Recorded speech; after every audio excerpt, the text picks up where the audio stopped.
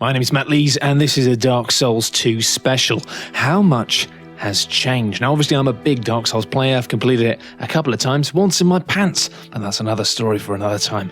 Needless to say, I do have a general gist of what the game is about. So today I'm going to talk about Dark Souls 2, which I have played. I played it for about an hour and a half, 2 hours, and quite a few things have changed in the game. Not necessarily bad changes, just things that have changed. And if you're a fan like me, you're probably going to be interested in these. Now, first things first, I'm not going to talk about any of the situations. I'm not going to talk about any of the enemies or any of the bosses. If you want to find out about that sort of stuff, there's a lot of stuff elsewhere. And I don't think it's good for me to spoil these things, because if you're a big fan, you're going to want to find it out for yourself. So I'm just going to talk about the mechanics, the nitty-gritties. So let's kick it off. First things first, the basics. Visually, it's changed slightly, but quite a lot. The animations are improved. There's a brand new lighting engine, which does play a part in the way that the game kind of actually is played, but I'll come back to that later. It's generally slicker, and apparently they've done some mocap with larger men just to make the big characters move more realistically. Whatever. Running upstairs is also a lot nicer. Simple stuff like that. Stuff you didn't really notice, stuff that was shonky in the original Dark Souls now just feels a little bit tighter.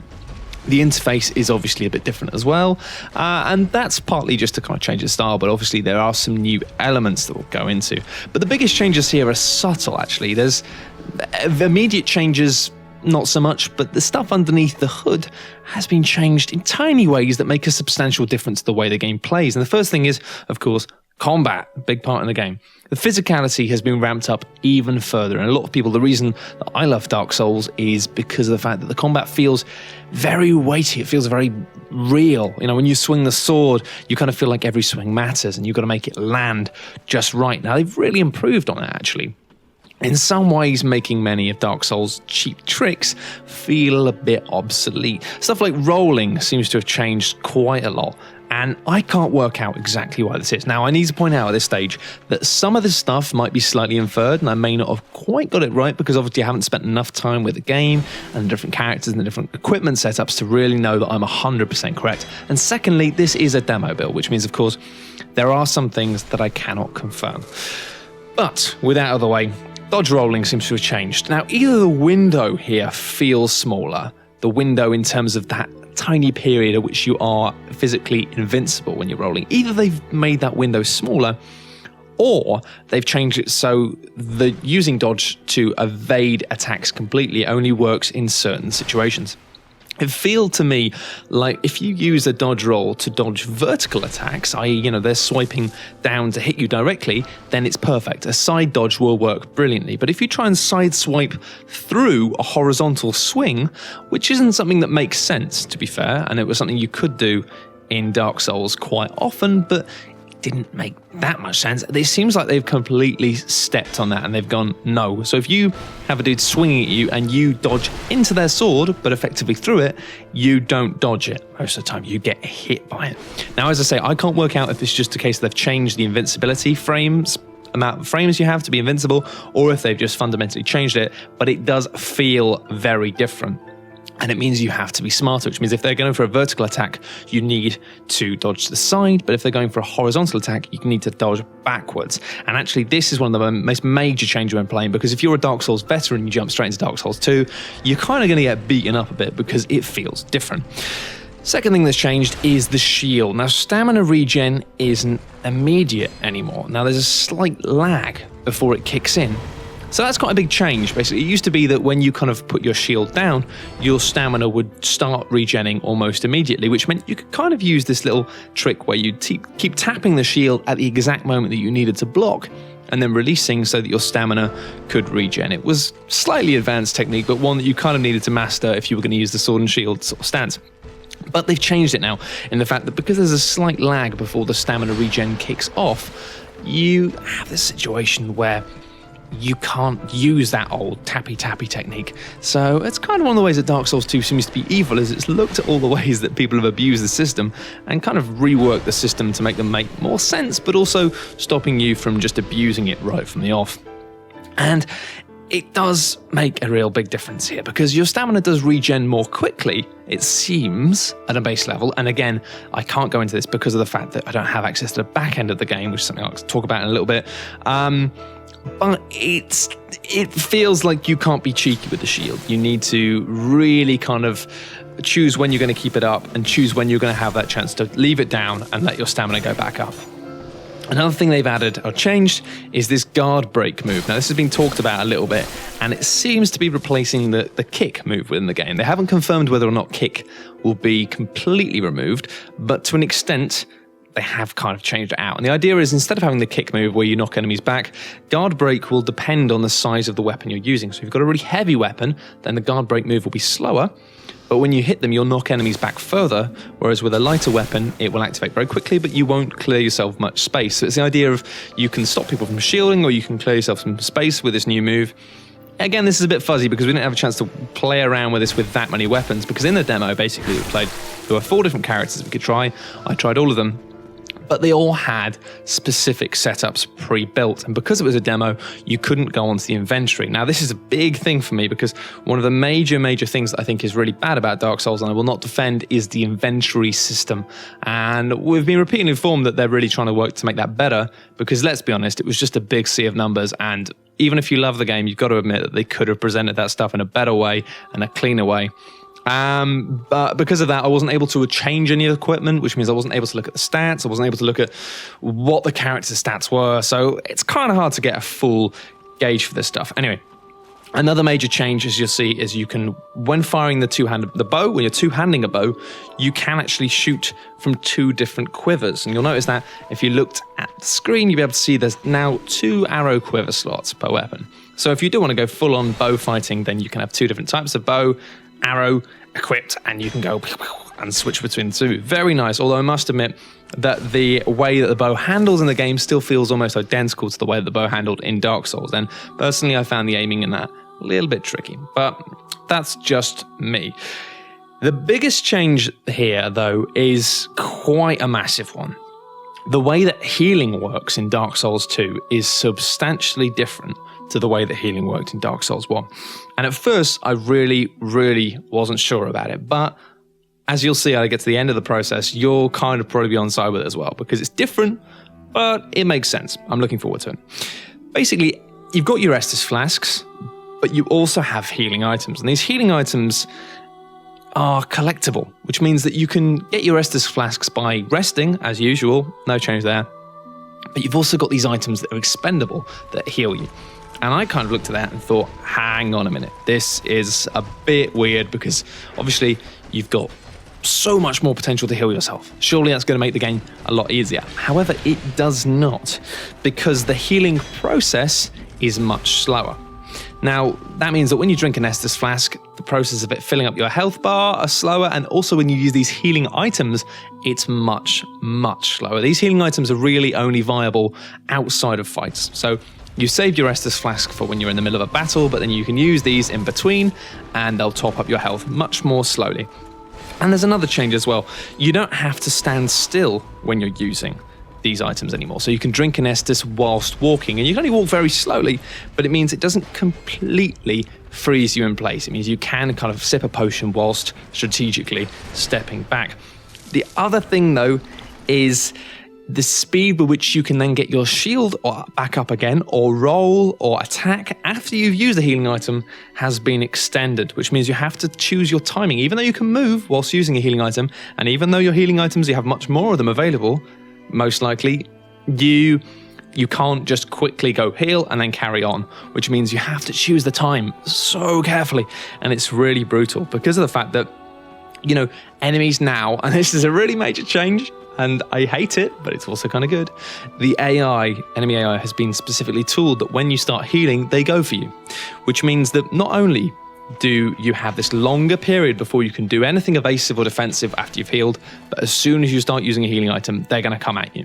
Which meant my experience with this game was that even though I had access to a wider variety of healing items and a wider quantity, they were less use than they were in the original Dark Souls. So it balances itself out quite nicely. It ends up pretty nasty, to be honest, but there is one other change which kind of levels things out, is that damage now doesn't cancel healing.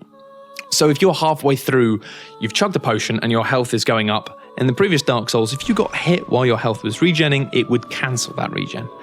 In this case, it won't cancel it, but it will level it out, which means if you're on very low health and you get hit, then whatever your health bar was when you got hit, it will take the damage off from that point, but then continue doing the regen it was going to do. In effect, that means that if you didn't have enough health at the time, you're dead, but if you did, then you'll be on down to a sliver and it will continue to go up. So it kind of feels fairer in a way. It means that specific how much health you had at that point is taken into account, not how much health you had before you started healing or how much health you were going to have when you finished healing. So it's all a bit more real time, and the healing stuff has been changed a lot, but all in all, it doesn't feel any easier at all. The next thing that's changed is quite simple. Within the combat, the combos just work better. You know, if you switch between a normal attack and one of the alternative attack types on the weapon, you can chain them together much more smoothly. It's nice. Dual wielding is now a thing that's a bit more kind of usable within the game, to be honest. I mean, you could dual wield in the original Dark Souls, but because the combo system didn't really work that well for most of the weapons, at least, it now means it's much more viable. And also, it's possible that you can equip 3 items at once in terms of weapons. And now I can't confirm this because this was with one of the characters you could play in the demo who was managing to equip an axe, a halberd, and a magic stave, a little wand for using miracles. I don't know, because I don't have access to the back end and the equipment screen, which was a real pain because that's the bit that I'm really, really interested in. I can't confirm this. It may well be that you can equip 3 weapons at any time, or it may well be that you can equip 2 weapons and a magic stave or a sorcerer's wand. It might just be that they've completely jury-rigged it for this demo just to let you have a play around with some magic while still using weapons. I don't know, but to be honest, it would make sense to me if they made it so at the very least you can have 2 different traditional weapons and 1 magical one, just to sort of encourage people to mix and match.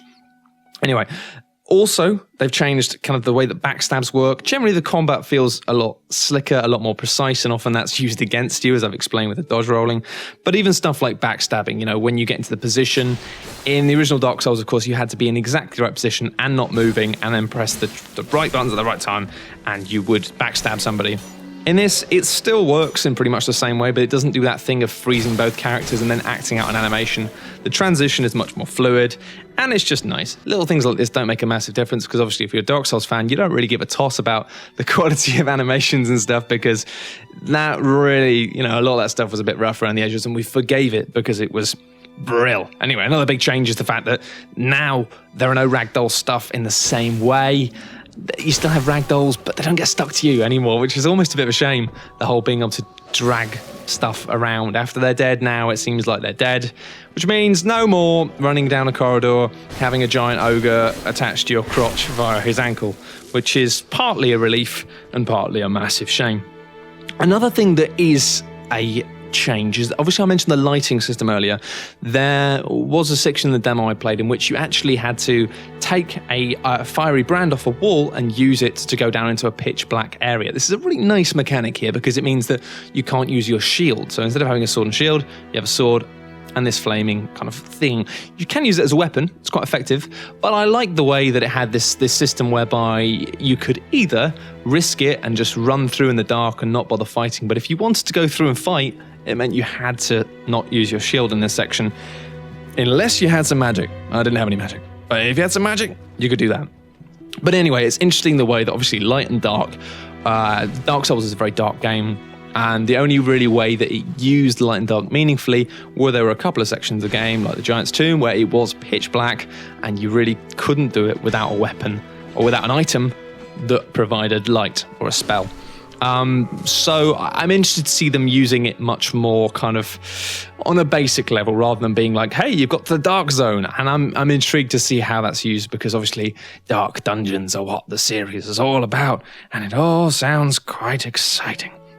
Anyway, in addition to the healing item stuff, it also seems like consumable items play a bigger part here than they did in the past. Now, this is slightly conjecture and slightly worked out, because in the demo, obviously you have got these healing items, but also we found some blue stuff, which we used to kind of coat the sword, which to give it what I think was divine magic power, because it seemed very effective against the undead and nothing else. I'm intrigued by this because it may well be that just we were given lots of consumable items within the demo to be able to play around with stuff, but it seemed to me likely that they might have had a slightly more emphasis on collectible consumables than they did in Dark Souls, just to...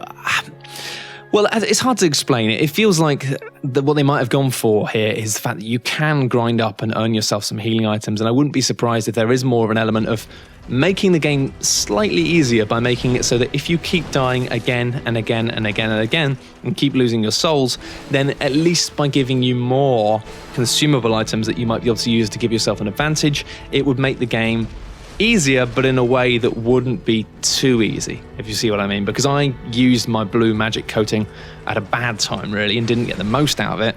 So I'm intrigued. I mean, this is just conjecture. I'm not sure, but I'm really interested to see, because it feels like consumable items may play a slightly larger role in Dark Souls 2 than Dark Souls 1, but we'll see. Obviously, we had stuff like green herbs to increase stamina regen, which is something we've seen in Dark Souls 1, but also we had yellow herbs, which are a new item, and mystic herbs. I believe they're called mystic herbs, something like that. Anyway, they were blue. And these two new types of herbs are used to regenerate magic slots. So if you are a caster, it means you can use those items to give you back full spell capacity, or slightly more spells than you had. And we played with one of the caster types, and he seemed to be able to equip quite a bunch of spells, and there seems to be more variation. This, you know, this increase in variation and quality of the spell animations and all that stuff, combined with this new type of herb, seems like they have made it much more viable to be a kind of just a caster. Particularly because of the fact that, you know, for PvP, a lot of people complained that it was difficult to play as a caster in PvP because once you ran out of spells, you were kind of balked, and it meant that you were limited by what you could do in PvP in terms of kind of continued action. Yeah, and as I say, you know, it's hard to see how much of this is representative. Obviously, it feels like stuff like the dodge roll and how effective that is in terms of making you invincible. That feels like that's changed really substantially. And it feels like there's a bigger emphasis on items. And obviously, as I've said, the healing stuff has changed substantially. The whole system feels like it's just been overworked. And across the board, it feels like it has as well. You look at Dark Souls 2 and you think, okay, this looks exactly like Dark Souls 1. And it isn't. There are lots of very subtle changes that make it actually quite immediately strangely unfamiliar if you're a Dark Souls player. You start playing it and you feel, this doesn't play like Dark Souls. And that gets you killed. And in some regards, it might be easy to look at that and go, oh, well, I don't like that because it's not like Dark Souls, and I like Dark Souls, and I don't want them to change it too much. On the other hand, as a fan of Dark Souls, seeing them having changed it to be something unfamiliar, alien, and ultimately that kills me repeatedly, as a fan of Dark Souls, I can't rally against that, because that was exactly what Demon Souls and Dark Souls did. They created something horrible that we couldn't get our head around until we did when we beat it. So if they had just kept it all the same, it might be a little bit too easy for people like me, and presumably people like you. But anyway, that's Dark Souls 2. How much has changed? How much has changed? Quite a lot, and you might not notice it immediately, and I'm sure there'll be more changes coming soon, but for now, that is it. Thank you very much for listening, and I'll see you next time. Bye!